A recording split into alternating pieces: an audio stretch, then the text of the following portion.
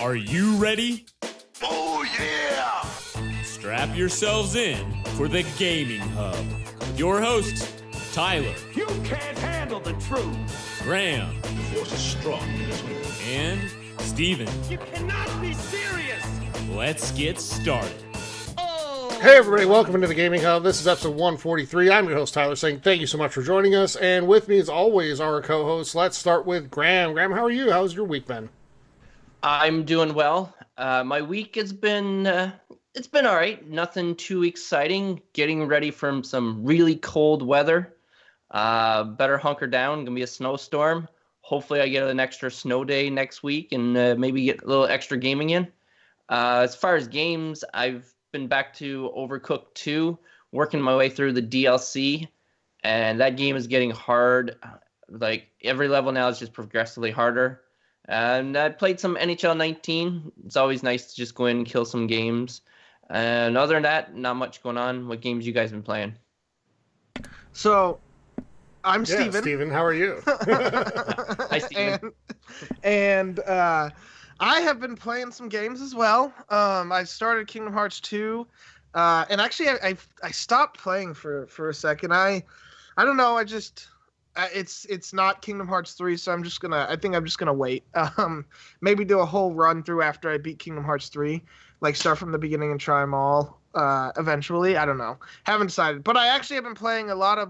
Well, I bought Tales of Vesperia, and then Hitman 2, recently. And so I've been playing both of those. Tales of Vesperia is pretty fun. And then Hitman 2 is like a blast. I liked the first Hitman game, right? But I didn't beat it. The episodic release kind of had me stop playing after like one or two of them came out, and I just kind of had other things to play. But Hitman 2 went back to the normal, re-released the entire game at once.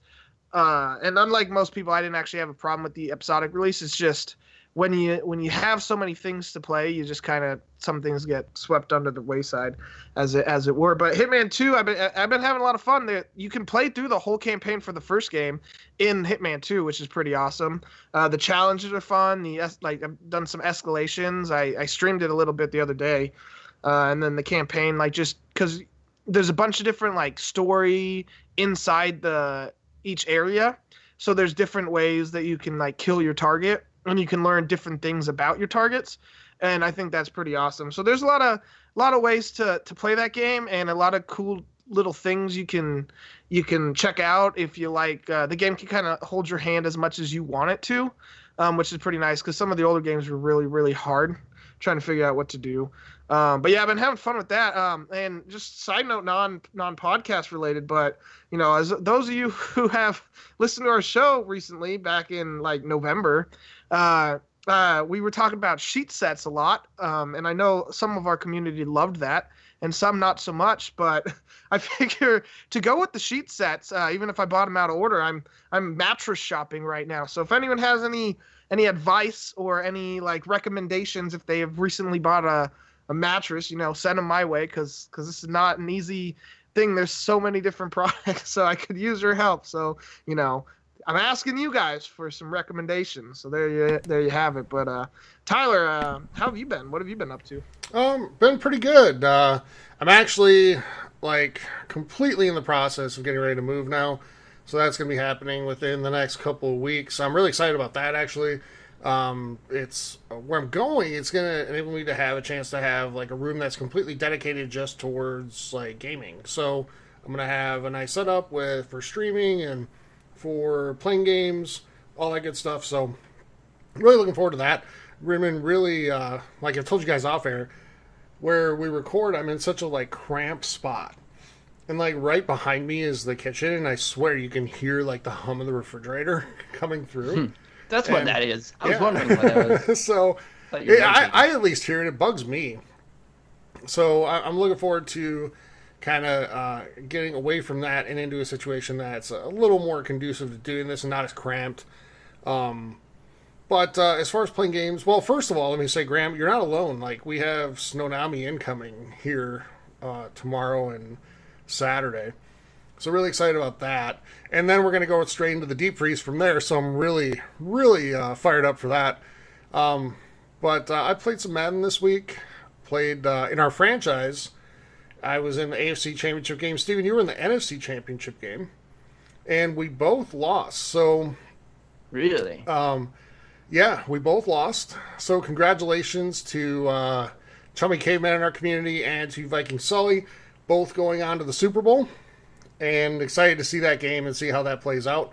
But two well-played games by both people that beat us. So congratulations to you, and I think it's more fun when we have members of our community playing in those games rather than, I think it would be really boring if the Super Bowl was me versus Steven. So, but they're good games, and Chummy Caveman, you absolutely deserved it in my game, so, good luck going forward. But other than that, I'm looking forward to watching the actual conference championship games this weekend. And Graham, I know, has been glued to it. Glued. So, Graham, right now, Chiefs versus Patriots, who's your pick? Oh, Chiefs, all the way. Let's go Okay. Chiefs. All right, and Saints versus Rams, who is your pick? I'm going to go with New Orleans Saints. Okay, so Graham, football expert, connoisseur, Yep. he has a Chiefs and Saints Super Bowl in the future. So you may very well be right, Graham. Although the popular pick course. is New That's why Orleans I'm versus amazing. New England. So, Yes. Stephen, what are you picking there?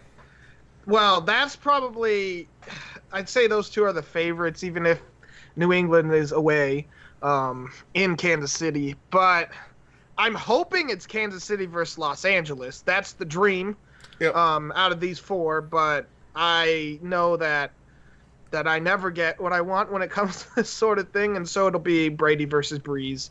And I almost think the NFL might prefer that. Yeah. Because then they can market it that way. But I hope Graham's right with one of those picks. I hope he's wrong with the other one. I do see his more. I just don't know if the Rams will beat the Saints this week. I hope it happens. I don't think it will. But I do see Kansas City potentially having a chance to beat Patriots. I think the Kansas City game is going to be great. And it's supposed to be really, really cold there on Sunday. So we'll see. That doesn't necessarily favor Kansas City, even though they're at home. New England's played in their share of cold games. Yeah. Going back. So in the playoffs. So I'm looking forward to it. But anyway, that's it for episode 143 of Sports Talk. Football wrap up. Next up, hockey wrap up. But we won't open that sad book because we don't. Oh, you might get your first what's it called, rant of the day, rant of the year. I don't know if I've done one to start 2019. Well, since you brought it up, I'm just gonna say I'm really proud of my team right now because we're about to accomplish something that hasn't been done in like a month. Yeah, if it might be longer, dude, because Christmas break. Yeah. It's ridiculous. Let's go wild. Come on. It's all right. But that's my week. So, Steven, what do you have for us? Yeah. So just a reminder, we're the official podcast of the Xbox Hub.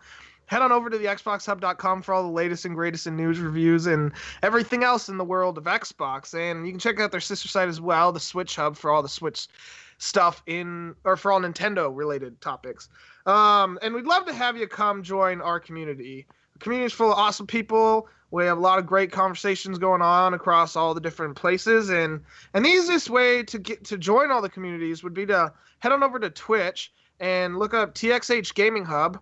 Some of you are watching right now because we also do the stream for the podcast every week.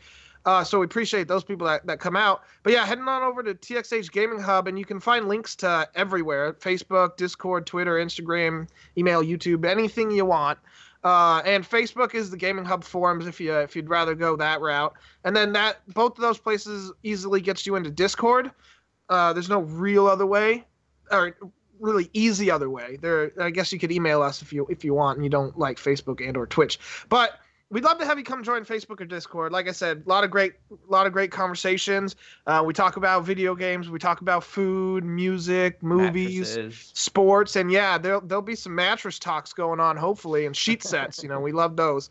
And then yeah, so email the Gaming Hub podcast. You can shoot us an email and complain about something. Tell us you love us, whatever you want. We read it all and we appreciate hearing anything.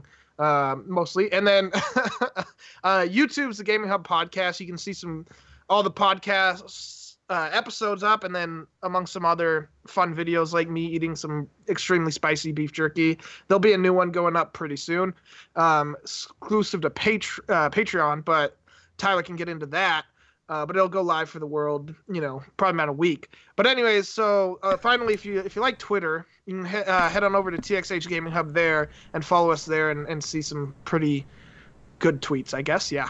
Yeah. And Steven, you're about to do the nuclear sauce, right? The one that costs like $100 for a bottle? Yeah, no, that is not what I'm about to do. First, he's waiting for safety equipment to show up. Maybe that'll be our 2,000 patron goal. There is the $100 sauce, and if I'm doing it, Graham's doing it with me. I can tell you that much. So. We watched a team challenge. Whoa! All three out of of this. We watched a video of this, and the guy who did it ended up in the emergency room after taking said sauce, and he didn't go light. Like it says, this is not to be consumed directly. It's meant to be a food additive, so that you stir in a drop. Yeah. Yeah. But no, this guy is coating his wing in it, eats it, and then he's like, "That's the hottest sauce out there," and then he does it again, and then later on he's in the emergency room. Doesn't people realize hot stuff like that? It doesn't affect you right away.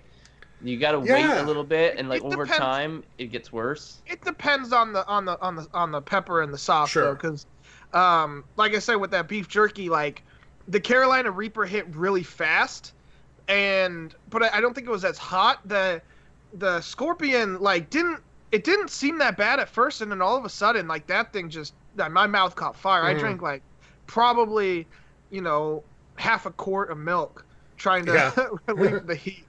Well, and I think with this sauce that we're talking about, that Steven's not going to do, by the way. Not promising that, but it's a type that it doesn't really take effect until it hits your stomach. Yeah. And then you're just in pain. So, yeah, that would be a far-off Patreon goal. But speaking of Patreon, if you'd like to help support the show, we would absolutely love and appreciate that.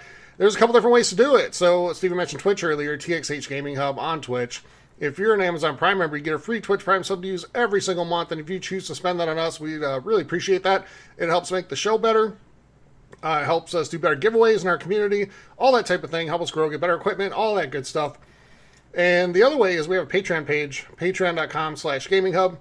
For as little as $2 a month there, you'll get exclusive content like the YouTube video Steven was talking about, and also some bonus episodes, things like that we do from time to time, some mailbags as well when we clean up some of the extra questions that we got. For as little as $5 a month, you're entered in to win a giveaway that we do every single month just for patrons of $60 in gift cards to the console of your choice to spend on whatever you want, be it games, movies, music, whatever. But we'll be doing that next week on the show, so you got a week if you want to get in on that for as little as $5 on Patreon to be entered into that. So we'd really appreciate it if you help support us there. Graham? Yes, and as you know, we are a podcast. We're on video right now on Twitch, but we also have our podcast in audio format, which you can download. And there are tons of ways to listen to us. I'm not going to tell you every one because this is not a 5-hour podcast. But I'm going to tell you 2 other options. One option is by using the app Radio Public. Now, this app can be obtained for free on your app store. And if you're into another one where it streams podcasts and stuff like that, where you don't have to search a certain one, this is called Dash Radio. This is another app you can download. And this is a free streaming service. And it comes with multiple channels. And for the gaming, for podcasts, which you would find us and others on, you would be looking for the multiplayer channel. So, like I said, our podcast and other gaming podcasts stream there I'd say 24/7, but sometimes there's music in between. But hey, it's good if you're into electronic music. It's always great for that as well. And if you like what you hear, hopefully, you can leave us a 5-star rating and also leave us a nice comment. Let us know how you're enjoying it, what your favorite parts are. And this helps us as podcasts get better, and we definitely take your compliments and your comments to heart, and it helps make the community stronger and bigger and better, and we appreciate it. So thank you for everyone who listens. All right, Graham, thank you. And yeah, and also if you leave a review there, if you're nice enough to go and write a review and give us 5 stars, it'll probably be read on the show. So you'll probably hear what you said and your name read on the show. We want to recognize people who take the time to do that. It only takes a couple of minutes, so if you haven't done so yet, head on over to iTunes or CastBox or whatever it is you listen on, and leave a review there for us, please. It just helps us grow, helps the community get bigger, which only means better things for all of us. So, all right, with that, guys, let's head into news for the week. In the news. And let's start with Anthem. So that's a game coming out pretty soon. And we have kind of varied levels of excitement about it between us, but EA announced this week that every single activity in Anthem is going to have matchmaking, which I would think they didn't go into a terrible amount of details about it, but they did say that everything's going to have matchmaking capability within the game. I kind of think that means that this is going to be closer to that Destiny type experience where everything's seamless and you just kind of join up. Yeah. Well, I don't mean gameplay, Graham. I just mean like you join up with somebody. Right? I know what you're saying, yeah. And then whatever you do, like that person just comes with. Right? And I think that's one of the absolute strengths of Destiny when you compare it to a game like, for example, Monster Hunter, which is great, but for me, how you did matchmaking and playing with a friend really was kind of a turnoff for me. It wasn't one of my favorite parts of that game. So, Steven, you played a lot of multiplayer stuff. Is this good news for you? Does this make you more optimistic about the game? Less? What? I mean, I'm not going to be upset that like the multiplayer seems easy, because I did like, and I understand why Monster Hunter had what it had, but it did get a little annoying sometimes. I wish you would have been able to like just stay with your partner and then do everything together. Like, but you had to go find the monster by yourself and then restart the mission, and now you could have co-op, and that seemed silly. So yeah, having the Destiny like multiplayer that's seamless, like drop in, drop out at whatever time, and especially if it has like in Destiny when you're doing a mission and then someone leaves, like the fire team, and if you're in a strike playlist, like you can have someone random join and finish. That's like when Call of Duty first did that. It might not have been the first game to do that. It probably wasn't, but that was the first game I remember. It was Halo didn't have that. So, if you had someone leave your team in a 4v4 like team deathmatch, you were kind of screwed, especially in the objective games in Halo. Not team deathmatch, you did have a slight advantage now, but or depending on your team. But in Call of Duty, one person leaves and then someone can join mid-match. And I know it can be frustrating when you're the person that joins like a game right at the end, but it's nice because it means it's always just like, it's always kind of 6v6, and that's nice. So that kind of set the way for this. I think I feel like going as multiplayer evolved, per se. So yeah, I'm not going to complain about it. It sounds awesome. I'm very hesitantly optimistic that this game is going to be really fun. Like everything I hear about it seems pretty good. I was pretty worried. Considering the last BioWare game was not so good, and games have struggled with their going the MMORPG route, especially on consoles or with these like shooting games. So, but yeah, I definitely plan on picking this up day one. I'm excited to see what happens. It'll be interesting to see which of the 3 games keeps me the longest, because I mean we've still been kind of playing Destiny 2. The Division 2 comes out a little bit after, and then Anthem I think Anthem comes out like a couple weeks before, so there's a lot of content in all 3 games, so it'll be interesting to see which one kind of stacks up as my personal favorite and like the general consensus among gaming community. So Graham, I know, drawing comparisons to Destiny isn't exactly the way to get you excited. No, but it scares me, to be honest. Are you at least a little bit excited for this game? Like, are you planning on buying it right now? And if so, why? If not, why? Yes, I'm planning on, because like you guys are playing Destiny 2, and I tried it, and I enjoyed some aspects of it, but it just quickly I just got out of it. I didn't get back into it, and you guys, let's play this, but I'm like, nah, it lost me and all that stuff.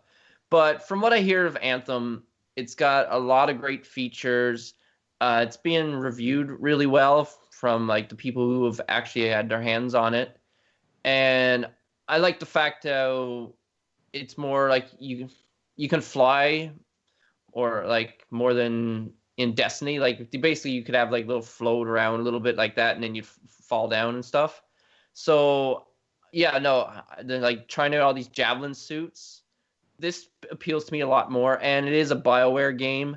And despite Mass Effect Andromeda being a little rough, like they keep saying that was BioWare's B team. It wasn't their A team that did the other Mass Effects before. So, and they're saying this is the A team back in action. So I'm definitely excited for it. I'm going to be optimistic about it. I know I've heard some people say some things, but they've been hesitant. But then I've heard people kind of change their tune as well. And I'm hoping that they get it right from the start. It's not going to be like the Division thing where it was terrible, and then after a whole bunch of updates and changes, it gets really good. Because if you don't hook me right away, then you're probably have lost me. And it might turn into the greatest game. And like No Man's Sky did the same thing. So I'm really hoping that if I invest and get into this game, which I will, that I will not get disappointed. And who knows, I might even just wait to see what the early reviews when the game comes out, just so I'm not in that situation. So, Grant, let me ask you this question, and then we'll kind of wrap up and move on. But so what about Destiny did you like that you're hoping this game has? And what about it did you absolutely hate that if Anthem has it, you're out? So the biggest thing I hated was it got really repetitive really fast. Like, basically, each planet was essentially the same thing, just like little different backgrounds and stuff like that. There wasn't enough like to keep me interested. Like, it got stale really quick. So like first playing it, like it was really fun and I enjoyed it and stuff like that. But then when we were like, I don't know, maybe a month into it, I don't even know how long we played, it was like it's the same thing over and over. So I'm hoping that Anthem has like many different modes. Like, it's not as generic. I don't know if that's a good way of describing it. But yeah, I felt like it was just grindy and the same thing over, nothing exciting. And I didn't get back into it when they came with the bigger expansions. So maybe I would have enjoyed it for a while, and then it would have just got stale again. So that was the biggest turnoff. And if Anthem turns out to be that way, yeah, I will probably just stop playing it. I want it to be more closer to a BioWare game in the Mass Effect sense. And that's fair. Now, Grant, there's one other thing. Like, I know what you hated the most in Destiny. Did you want me to specifically say? Yeah. The raids. So what if that's a core component of this? Maybe I'll enjoy it more. I don't know. What did you hate about the raid? I hated how you had to be, like, not really perfect, but you had to be really good at it. I don't know if, like, as soon as I kill this enemy, I had to turn and run to this spot, and then I had to run there. It's not like I can kind of enjoy and take my time, and like it's more like go, go, go, go, and I'm not really good at that. That's not my strong suit. No. So I didn't like, and once you fail, you had to start right from the beginning, or the beginning of that section, that beginning of that section.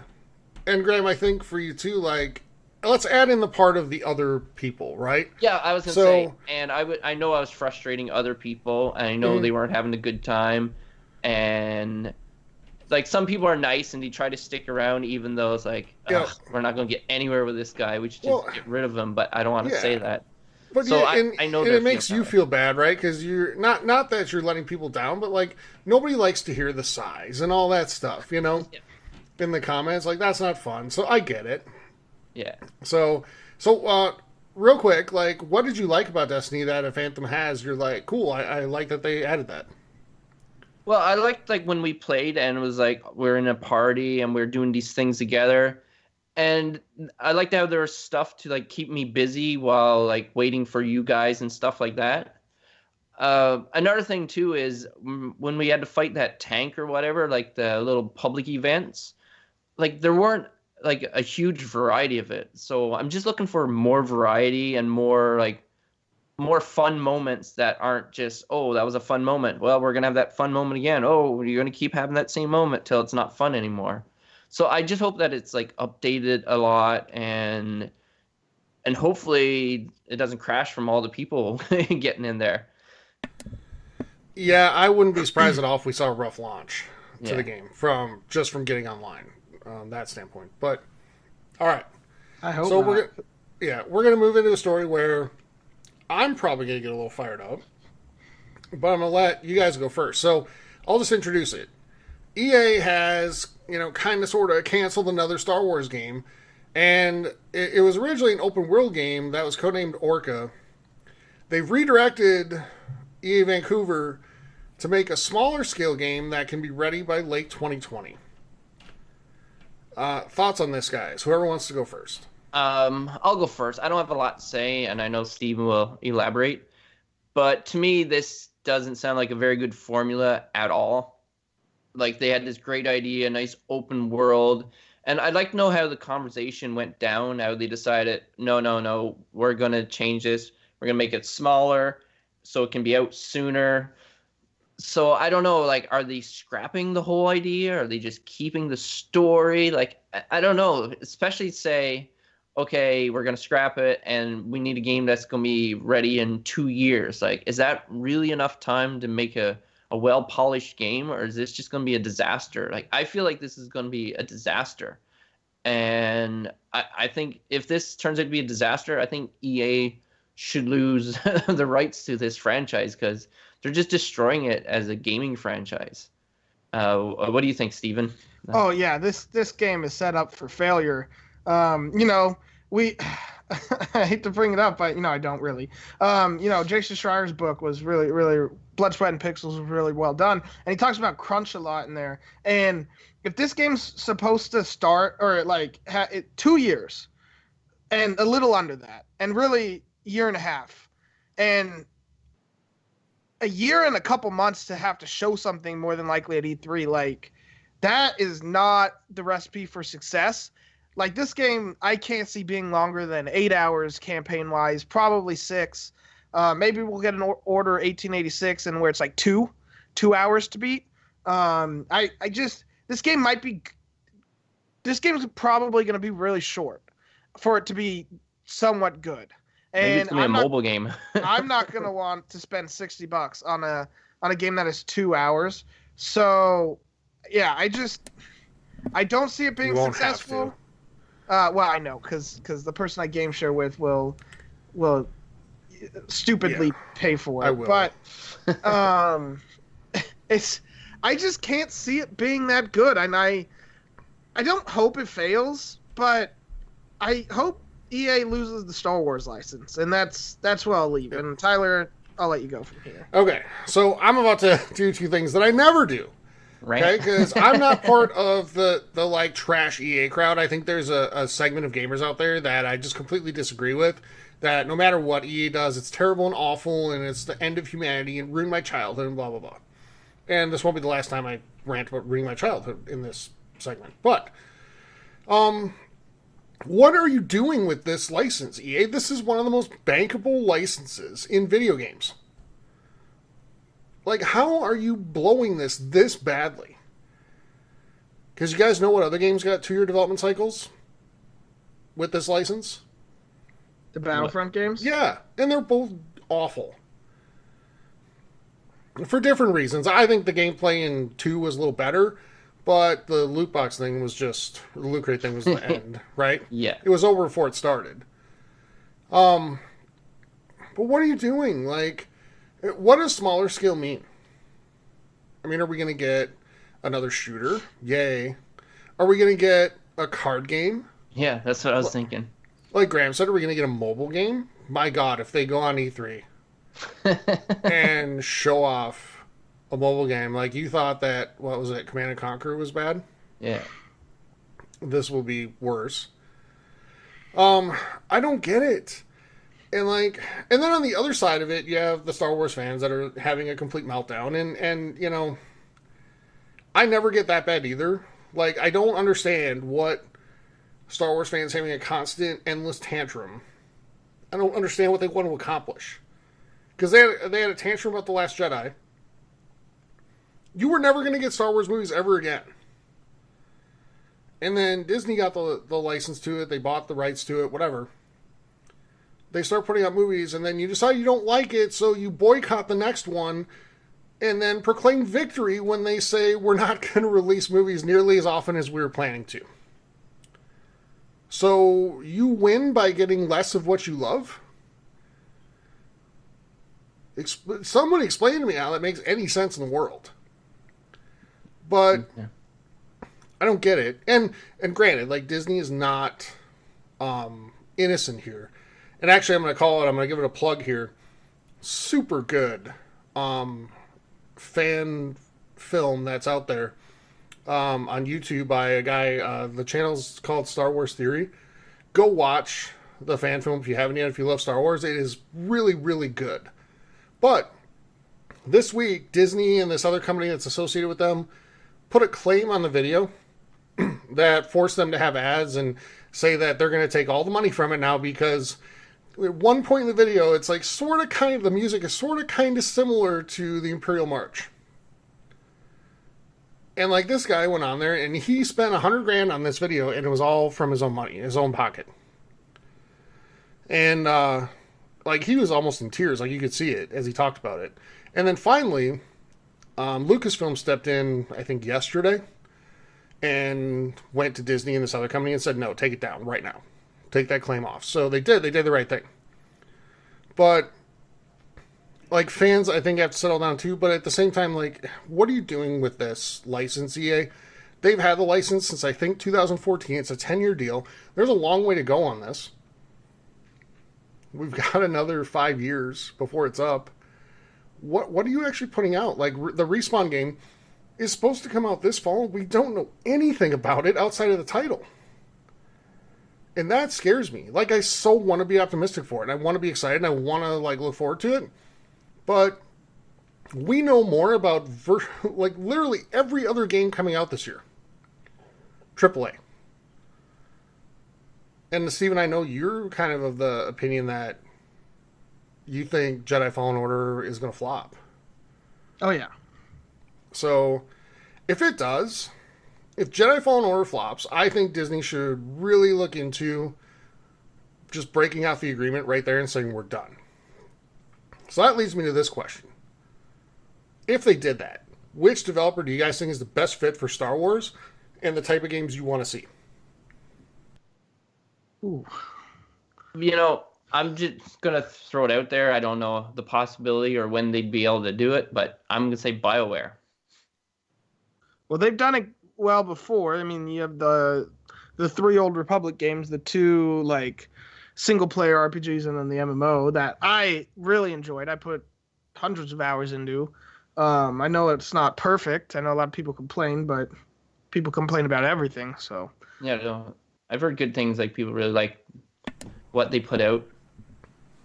I actually think Ubisoft could be good, and create some like different type of games. You know, Bethesda's kind of the obvious choice, though. After the recent everything that's happened, you know, kind of turns me off to that. Yeah, they have Starfield and Elder Scrolls too, right? So I would think they're too busy to take on a Star Wars game. I don't necessarily know if that's the case. Actually, one I just thought of today, though, like literally 20 seconds ago, because I had a feeling this question was coming, was Square Enix might be interesting. Yeah. Like, because then they are done with Tomb Raider now. Yeah, and so then I could get Star Wars true. and Kingdom Hearts. So you know, extra bonus. You know, they can make a whole Kingdom Hearts game set in Star Wars. A little selfish. I think it'd be interesting. I think they could do good. I think BioWare probably is the best track record wise, but BioWare's last game also sucked. So you never know. And Anthem might keep them really busy. I think Ubisoft, though, they put out a lot of quality recently. They kind of tend to get overlooked. We always forget about them. And then it's like, you think about it, and they're like, all right, minus the fact that their games get delayed like for like years, I think they could be successful. It feels like they often have something nominated for Game of the Year. Like something, you know? Or at least in many other categories they have nominees. So they've done a lot of things really well. Assassin's Creed. And I think there's an element of people, there's a good segment of people that would love to see a Star Wars game in that vein. Yeah. You know? Yeah. The South Park games they've done very well with. You know, it's one of Steven's favorite games, Steep. But no, they've done a lot of really good stuff, and you know and a lot of people, including myself, are excited for Skull and Bones, other types of games. I think Ubisoft can handle a lot of different types of genres of game. They have that many studios, like, you know, under their umbrella. The other one is maybe Bethesda, and you know, because Bethesda releases a lot of different types of games. They're not all done by, you know, Bethesda Softworks. It's, you know, where Bethesda's more the publisher and these other companies are just developing the game. So think like Doom and Evil Within, stuff like that, right? And I think there could be a lot of different things you could do with Star Wars there. What do you guys think chances are of one of the console makers getting in and getting the rights to it, like PlayStation, like Sony or Microsoft? Or, you didn't say Nintendo. No, because I don't think they would do that. That'd piss so many people off. It would. It pissed the PlayStation or the Sony fans if Microsoft got it, and pissed the, you know, Microsoft fans if Sony got it. I guess I really didn't need to explain that, but I did. And you segment your, like, I don't know if Disney would, you'd have to pay a lot of money because you're segmenting like a lot of the population. So, you know, you're cutting your profits in a third to 2/3 depending on who you sell it to. Yeah, and Right. I'm sure each company would like to get it, but I think it's better off keeping it like third party and on all consoles. I mean, I can imagine playing a Jedi game in the, you know, with the same type of mechanics and stuff, Steven, as like Spider-Man, Yeah. where that would be super fun. What about a VR Star Wars game? Well, they've tried it. Well, no, they haven't. We've done the, I mean, Beat Saber, it's not a Star Wars licensed game, right? But Yeah, so, I wouldn't, yeah. but no, I was actually thinking Kinect. We've tried it with Kinect, and it's been disastrous. Well, everything was disaster with Kinect pretty much. True. Yeah, but I'll say that Beat Saber was heck of fun. Yeah. Hella fun. There we But can go. you imagine, like, fighting bad guys with the saber instead of just Yeah. hitting, like, a circle coming at you or whatever? That a would shape? be freaking awesome. But even as I see the video on our Twitch stream right now, as we talk about this, like, man, it almost makes me want to go play it just because I really like Star Wars is my favorite franchise, and I love like the MCU and all that stuff. But hands down, there's no comparison for me. And you know, you get in there and the game isn't even all that great, but you're dropped into the world, the environment, plus the music starts playing, and it's like, man, I love this, and I just wish they would, honestly, I wish they would treat it with the respect that it deserves. And I don't feel like they do. I wonder if there's a Star Wars game that you could play that's done pretty well, has really awesome Yeah. stories for a bunch of different types of classes. You could play Jedi, Sith, bounty hunters. Yeah, And what game are you smugglers. talking about, Steven? I'd be talking about the Old Republic, Tyler. Yeah. I mean, I know that people have issues with it, but I really, really enjoyed my time with that game. I played it in decent chunks 3 times now. I've maxed out one character, the Sith like Marauder, and that was so much fun. I know it's like it's a MMO, so you know you're hitting the buttons to do the abilities, but the game was awesome. It's a great Star Wars game. Like it was cool because you got to check out all the worlds back in the the Old Republic day. I don't know if the game is still canon though. I'm not sure if they. I don't think it is. Yeah, I know they said keep doing what you're doing, but I don't think it's canon no more. But I don't care. It was awesome. It's awesome seeing the world and seeing a lot of things, and it's actually good comparatively speaking. So yeah.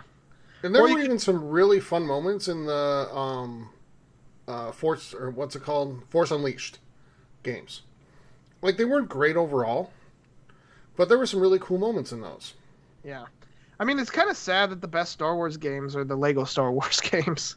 Like, recently. Yeah, it is. And, you know, there was so much excitement when this 10-year agreement was announced, even though it's EA. I know a lot of people are pretty tough on EA. But when you think about just the possibility of, a constant supply of Star Wars games over the course of a 10-year period, that's awesome. And I do think part of it, like I said, part of it is due to people just, they bitch because they like to bitch, right? And the Star Wars community has a lot of that. But some of it's warranted.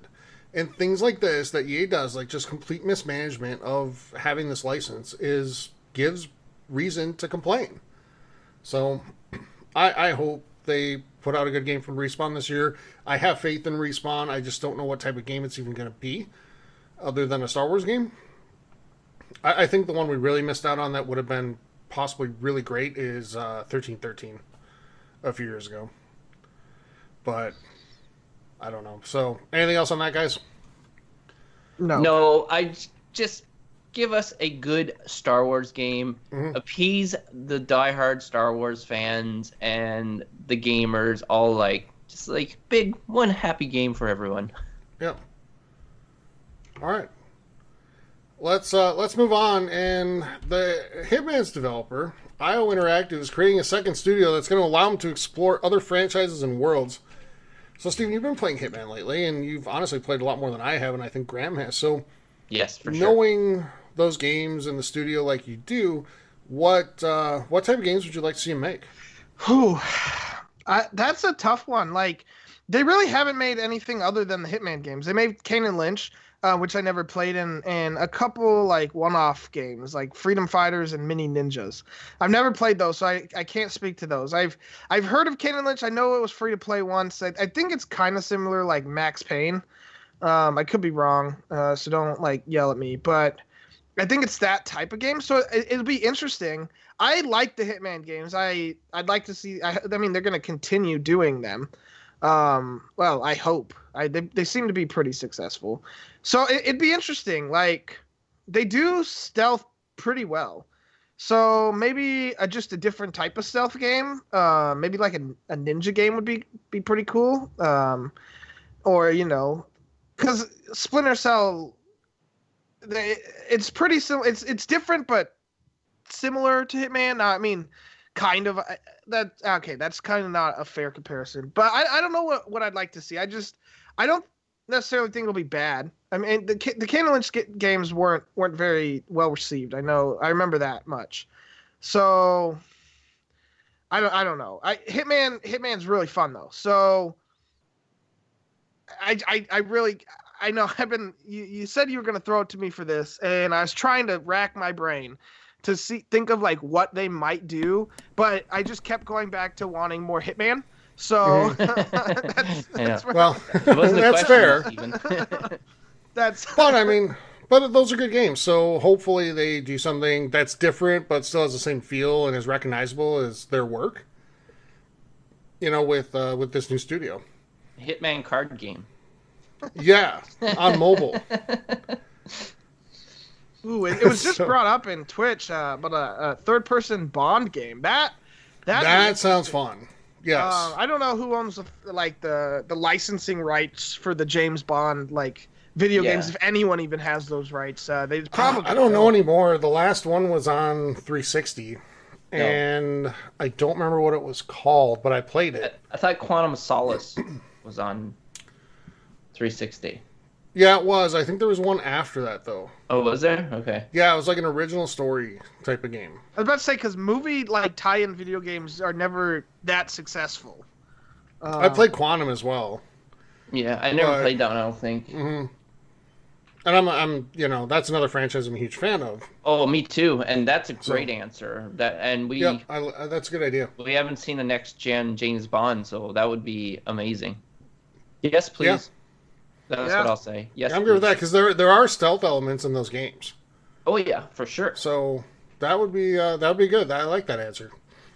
But Steven, let me ask this: would you like to see IO do a battle royale?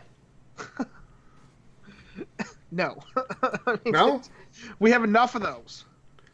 We do, and you're going to get to play one of them for free, guys.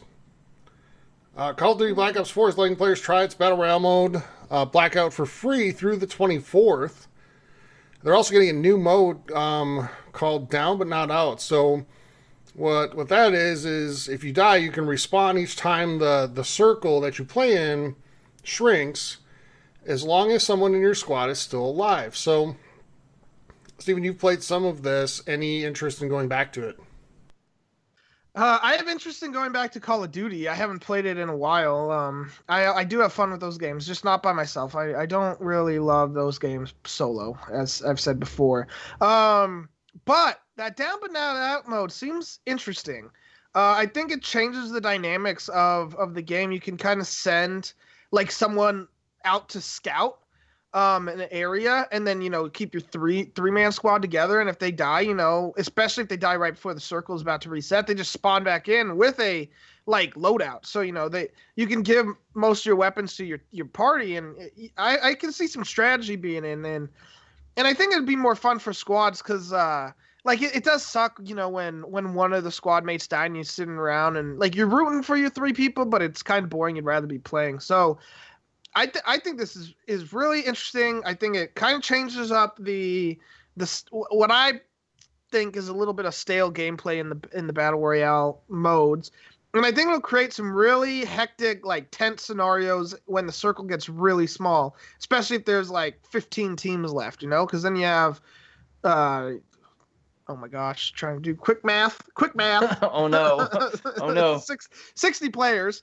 Oh my God, I was stupid. I should just thought of the clock. 60 players, in a really small area. I could see some massive like gun battles that are pretty fun to watch. So this would be the version of a battle royale I think I'd watch someone stream more than any of the other ones. But I would be interested in trying it if we can get 4 people or 3 other people that want to play in our community and get some of these and do some little tactical fun things. I'd be down. And Graham, surprisingly, you're the one who's played the most Battle Royale of all of us. Yeah, that is kind of surprising. Not saying I've played a lot, but just more than you guys. Oh, come on. You have many chicken dinners and whatever it's called in Fortnite. Sure. Yeah. Victory Royales, but yeah. Victory Royale, yeah. So, any interest in this, Graham? Personally, no. It's interesting, the concept of just because, like, as long as you got somebody left on your team.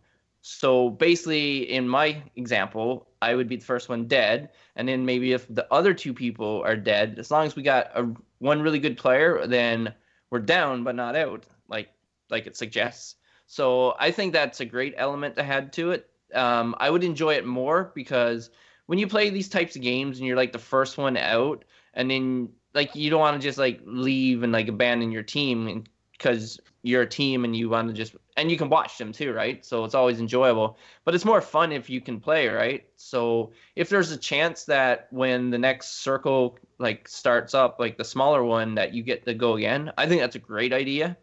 I would be happy to play in that mode more than the normal mode because, like I said, I'd be dying first anyways.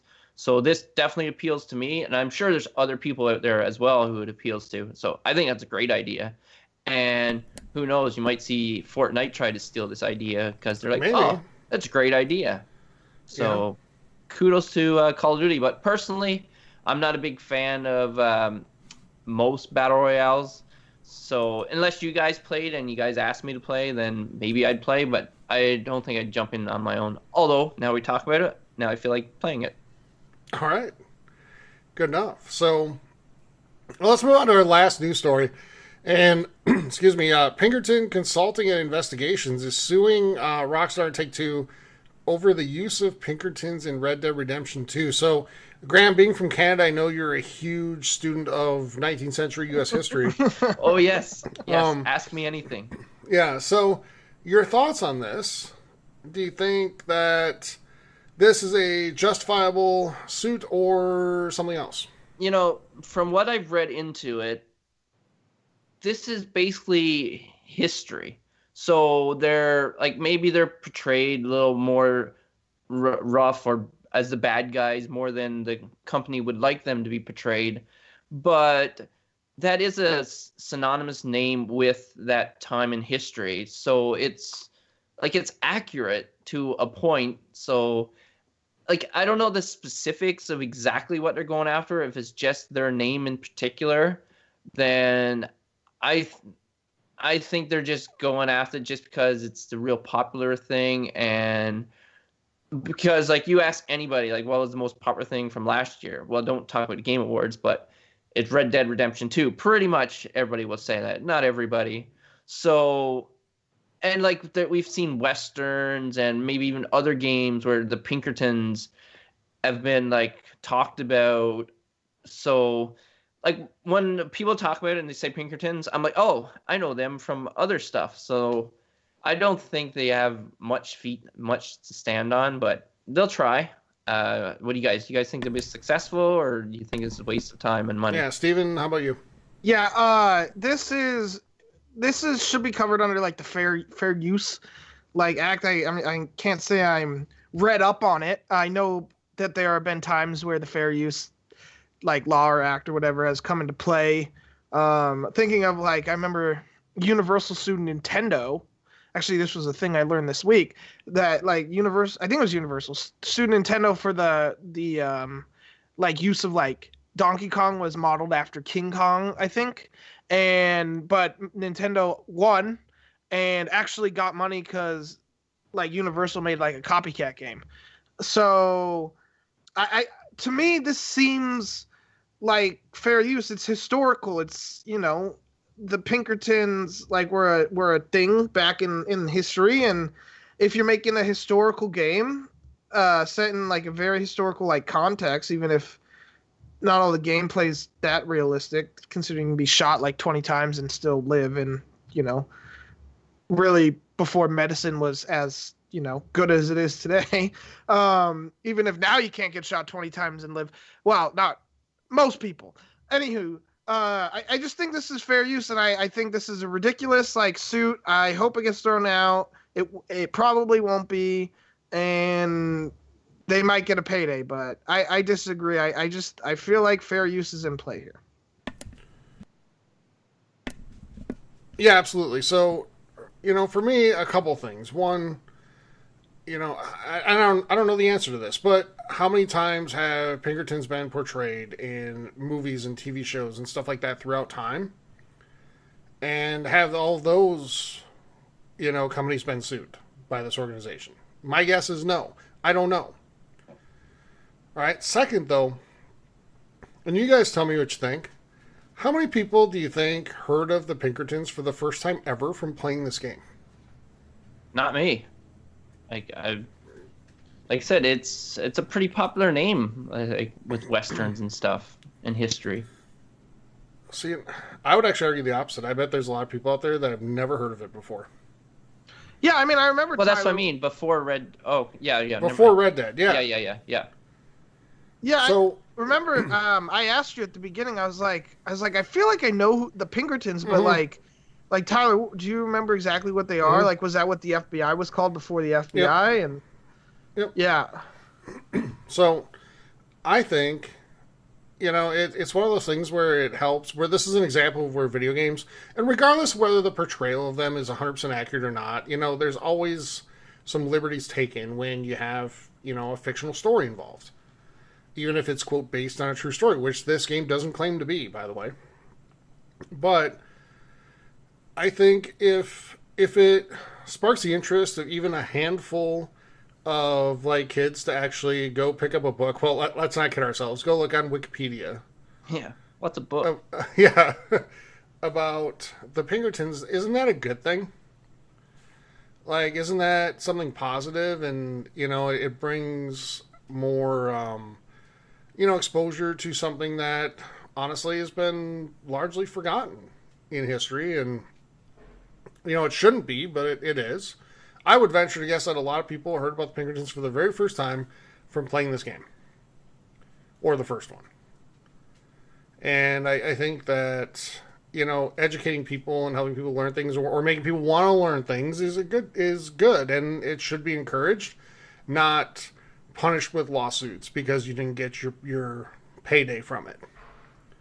So that's my point of view. I mean, and you guys really disagree with that? No, not really.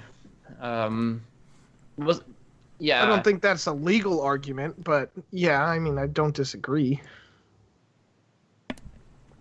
No, I agree. I mean, it's not a legal argument, but fair use, like you brought up, is. And, the law is in place for fair use on, material that's either historical or even literature. So, once we crossed into 2019, any literature or movies or anything from 1923 is now available through fair use to quote and use without having to pay for it.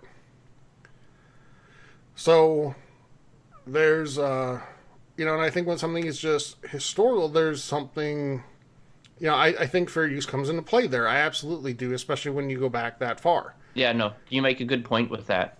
So, like, by saying that, then they shouldn't really have any grounds to do much with that. Mm-hmm. But my argument is that I would think this organization would want more people to know about the Pinkertons, and and not just look for ways to sort of cash in, which I kind of think this is. So, all right. Well, hopefully, if that's the case, they don't cash in. I'm with you. Because if they do, then other people will just follow suit. No pun intended. Yep. But anyway, we'll see how it plays out, and, it's just getting started, so we'll kind of see how it plays out over time. All right, guys, that's it for news this week, and let's go ahead and head into releases. We'll start with Xbox. Now, you can get Shadow of the Tomb Raider, The Nightmare, on the 22nd, The Walking Vegetables Radical Edition on the 23rd, and Resident Evil 2 on the 25th. Games with Gold. You can still get Celeste through the 31st of the month, so get on that if you haven't yet. WRC 6 through February 15th, and through backwards compatibility, Far Cry 2 through the 31st of January. Steven, what can we get on PlayStation? PlayStation on the 18th, you can get Ace Combat 7 Skies Unknown. On the 23rd, you can get Kingdom Hearts VR Experience. And then on the 25th, you can get Resident Evil 2.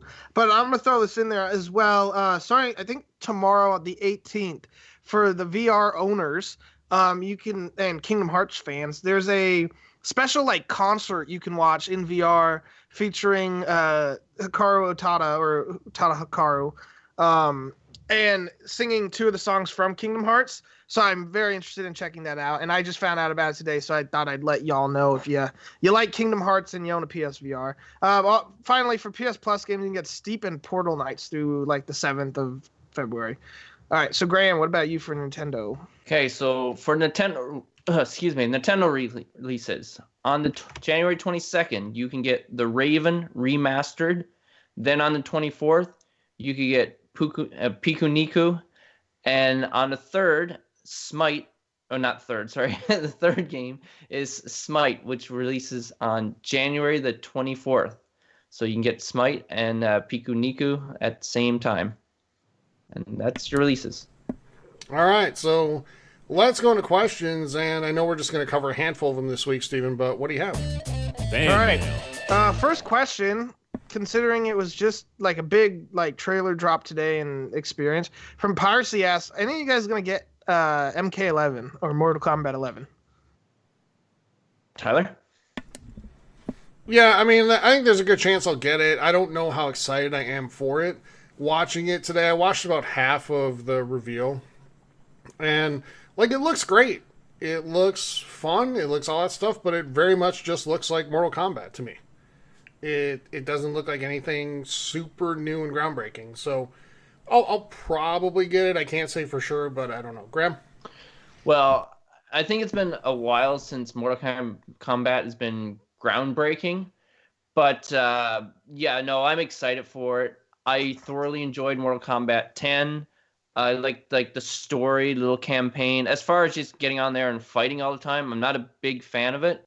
But I will definitely play the game just to work my way through the story. And I've loved Mortal Kombat from its first iteration, just the fatalities and all that stuff, super gory, and I was young at that time, so it was the coolest thing ever. But yes, I will get Mortal Kombat 11. And will I keep playing it after I go through the campaign? Probably not, because like I'm not a competitive fighter, but I do enjoy the franchise, so I will buy it just to support it and see what it has to offer. And I was excited with the trailer. So how about you, Steven? Yeah, I suck at fighting games. I will not be buying it. I might have the opportunity to play it, but it'll definitely not be because I purchased it. So yeah. All right, next question. Sandman asks, "What's your favorite ammo type in a game? You know, like fire, explosive, charm, water, etc." So this might be too specific. I don't know, but I remember Battlefield 4. There was one map on there. I don't remember what it's called, but it was the underground map with all the tunnels, and there was like a choke point that both sides met at in Conquest at the very beginning, every single match. And I loved using, I guess you call it an explosive, but the grenade launcher there. And we'd set up with somebody with like ammo resupply, and we'd have the healing thing right next to it. And then I would just like crouch down there and just keep firing that thing into the tunnel through. And I would just rack up kills. I'd go like 45-3 or something like that during those matches. But for me, that was always my favorite. How about you guys? Yeah, it takes a lot of skill to camp somewhere and shoot grenades into opponents.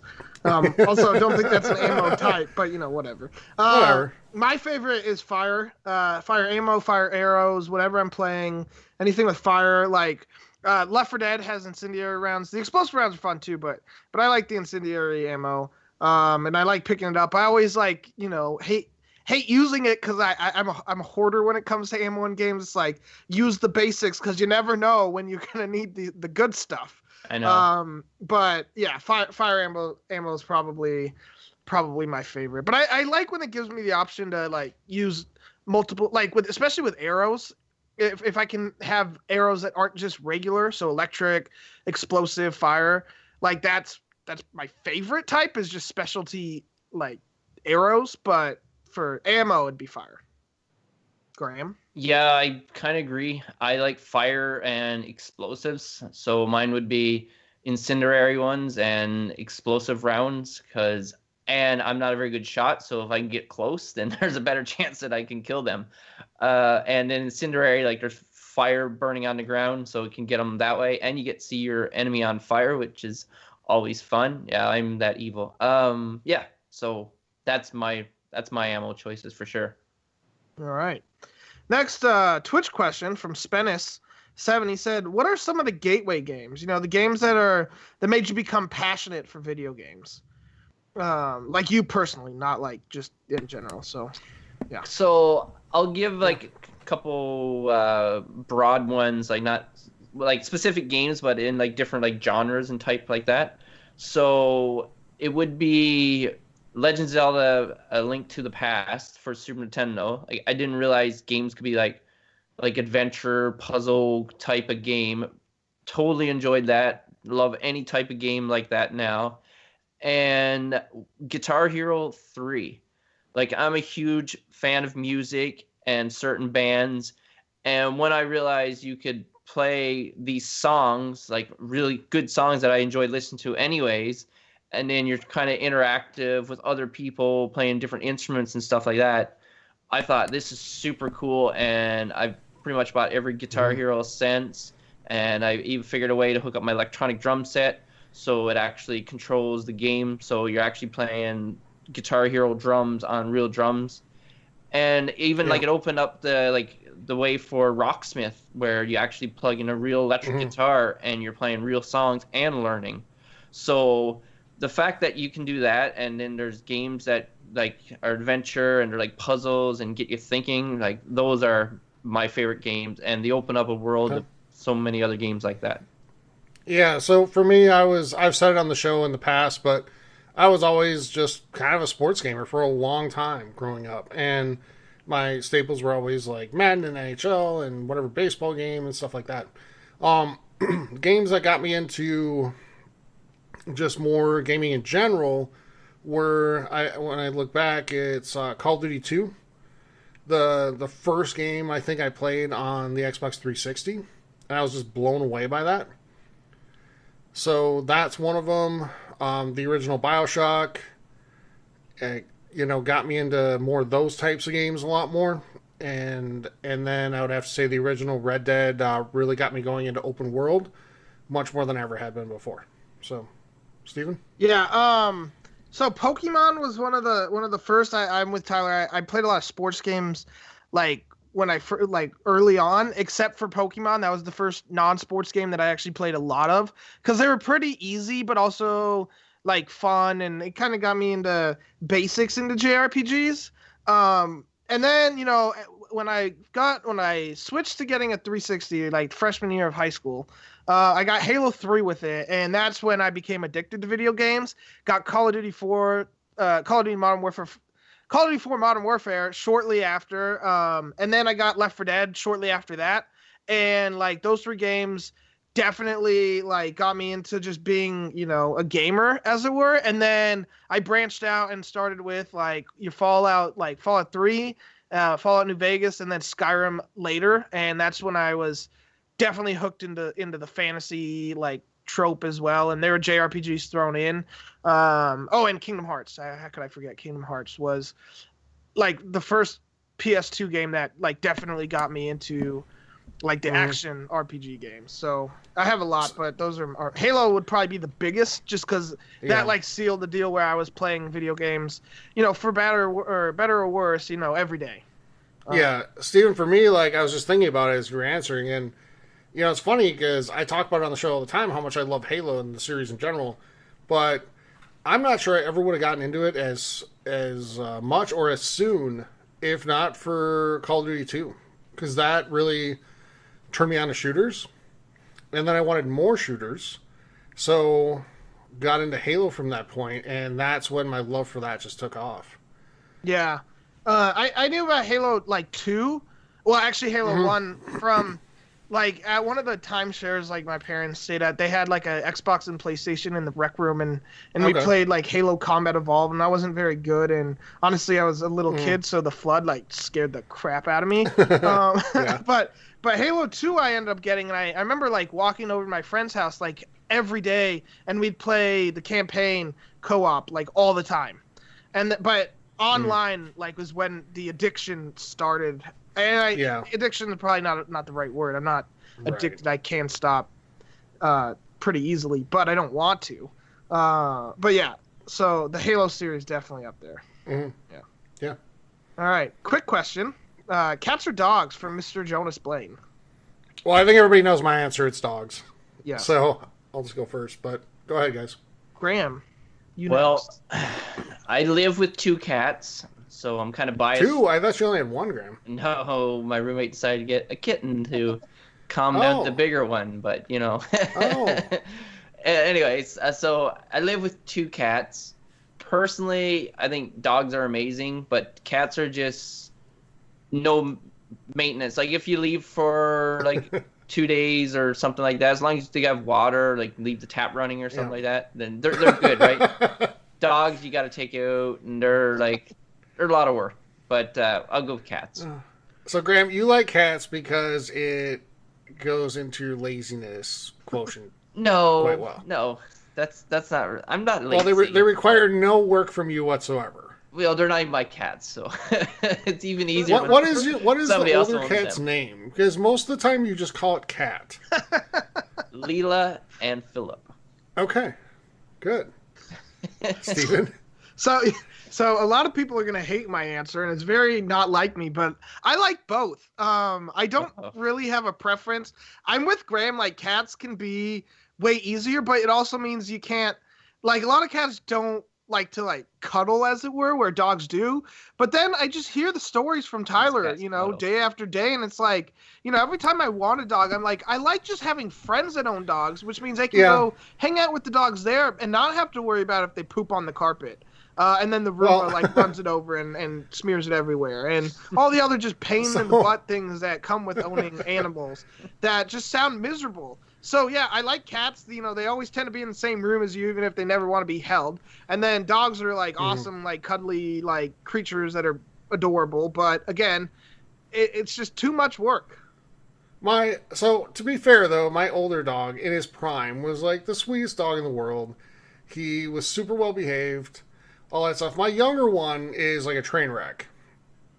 He is, I got him when he was just shy of 2 years old, and he has like serious separation anxiety. He cannot handle, and I mean, like, if I'm just in a different room with the door shut, it's a serious problem. He panics about like everything. I'm like the only person he'll allow to pick him up, all that type of thing. And he freaks out about stuff, and he likes to get into trouble a little bit, and he knows it's bad, and he feels horrible after, and he goes and hides under the bed where I can't get to him. But yeah, like there was a day, and I don't know if I've ever told the story on the show before, but I got home from work, and somehow he got into like a box of like 100 count premium plastic forks, and took them all out and spaced them out around the floor. And the floor is just covered with them, and he's just sitting there wagging like, look what I did for you. I was like, fantastic. So that's the exception though, Steven. That's not the rule. This one's just a little high maintenance. It's the opposite of what Graham likes. Let me put it that way. So it's definitely a high maintenance animal, but he is really sweet. So he's actually sitting here staring at me right now, waiting for me to get done so he can be petted. It's like, All right. he's talking about me. Yeah. Couple more questions, I think. First one from, or the penultimate as we're, from Peach Morbid Pro asks, are you guys looking forward to Rage 2? What are your thoughts? Yeah, I'm really indifferent, to be honest with you, and I don't know. Like I'm hoping it's good. I'm on the fence as far as getting it. Just nothing that I've seen so far has either made me really excited or really turned me off to it. So that's my answer, Graham. Yeah. Oh, Graham, yeah, you go first. Yeah, Steven, me, okay. So the game looks super fun. Whether it plays out to be that much fun, like from what I've watched of trailers and like those cinematics, it looks awesome. It looks like I want to play it. It looks like I'm going to enjoy it and all that stuff. But until I actually get the game and I'm playing it and experiencing it, I really don't know how I'm going to feel about it. But I like the style of it. It kind of like style like punk music and like fun and shooting and like not too serious. So that appeals to me, but I'm not saying I'm super excited for it. I just don't want it to let me down. Okay. Yeah, I feel like this is one of those games I'll buy on a whim and have a lot of fun playing, Yeah. but I'll probably never beat. And I'll probably just be okay with that. Like, it does look cool. The craziness, the shooting, all of that stuff. I'm hoping. I never played the first one, so don't at me. But like the Bulletstorm, like it feels like it might be a little similar to Bulletstorm. I did play Bulletstorm, and where you can make some like pretty fun kills and you get rewarded like points, and there's cool names and stuff for them. If it's similar to that, I'll have a blast playing. I never got around to Rage 1 the first time, and backwards compatible is fun for some games, but some games don't. I don't really feel like playing backwards compatible. I'd rather just watch someone else play it. So I might give it a go, but I'll probably end up buying for sure. I probably won't beat it unless I get addicted to it, which could happen. I don't know. All right. Never know. All right. Happened before. Last question from Spartan Raider Hater. This is Graham's favorite question, by the way, ever asked. Said, if you were stranded on an island and could only play one game the rest of your life, what island would you want to be stranded on? Well, Graham, there's only one answer for you because it's the island that you're going to probably be going to soon. Say Newfoundland? No. You silly goose. In April. Jamaica. Oh. Me crazy. Yeah, maybe. I don't know. Some tropic island would be nice. I did have a clever answer, but now I forgot because Tyler threw me off. Oh, sorry. But yeah. But no, somewhere tropical where the weather is amazing, got some tropical fruit that I can eat off the trees, where I don't have to worry about lazy. Because if I'm going to be on this island, I just want to be relaxed and lazy and eat off the land and survive. So I don't really have a specific island. Somewhere tropical and, just hang out in shade and play some video games. and with not many deadly animals. So it looks like you're out of Australia, because I'll probably die. I'll go with Fiji just because every time I see some of it looks beautiful, and the bottled water from there is really good. So. Yeah, I'm surprised you didn't say Tahiti, Mr. Dutch Vanderland. That's I'd say Hawaii, but yeah, one of the tropical islands, the Bahamas, Turks and Caicos, Jamaica, something. One of the islands that has nice weather, not so terrible animals, and you can just sit on a beach and enjoy drinking, which is one of my favorite pastimes. So that's my answer, and apologies, Twitch. I think I muted myself accidentally, so you didn't hear my answer there. I'm not going to repeat myself, but right. Yeah, sorry about that. All right, so that does it for questions this week. And if you want to submit a question to the show, there's plenty of ways to do that. We'll get into that in a second. But if you submit one, you're entered to win our monthly giveaway that we do on the last episode of every single month, which we'll be doing here in 2 or 3 episodes. 2 episodes, I think, from now. And that's for a gift card to the console of your choice. So thanks to everybody who sent them in. Let's get out of here, guys. Real quick, though, before we go, if you want to join our community, there's a couple different ways to do that. You can go to Facebook, the Gaming Hub forums there, Twitch, TXH Gaming Hub on Twitch. And from both those places, you can get a link to our Discord. We'd love to join the conversation there.